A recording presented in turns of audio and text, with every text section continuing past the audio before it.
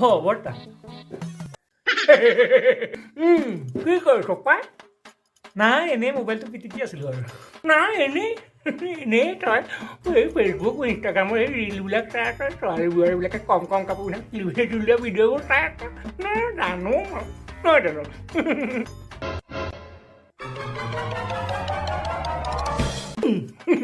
তোৰ এই বিষাক্ত হাঁহিটোৱে কয় যে তোৰ ফেচবুক আৰু ইনষ্টাগ্ৰামত সেই ছোৱালী ষ্টৰিবিলাকত লাভ ৰিয়েক্ট মৰা মেছেজত গেলাই থকাৰ বাহিৰে তোৰ বিশেষ কাম নাই কাম ধান্দা মানে তেনেকৈ বিশেষ কৰা নাই এনেই এপ্লাই চেপ্লাই কৰি আছোঁ বাৰু কওকচোন কিবা আছিল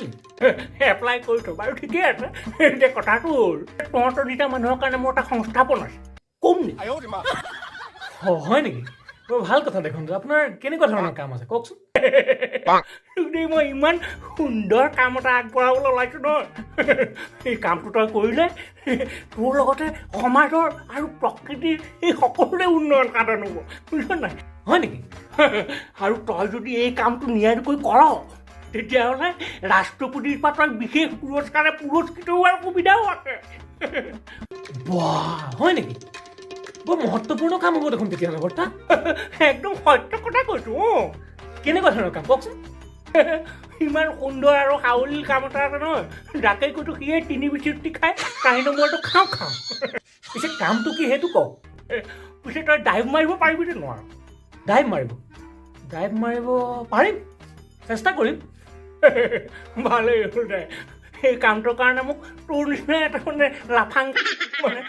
হৃষ্টপুষ্ট সবল ল'ৰা এটা দৰকাৰ হৈছে হ'ব বাৰু পিছে কামটো কি সেইটো কওক আপুনি এতিয়া কামটোলৈ আহিছোঁ হা অঁ কামটো হ'ল তই একো কৰিব নালাগে তই খালি মোৰ লগত এনি টাইম থাকিবি হয় আৰু লগত ৰাখিবি এটা টেমা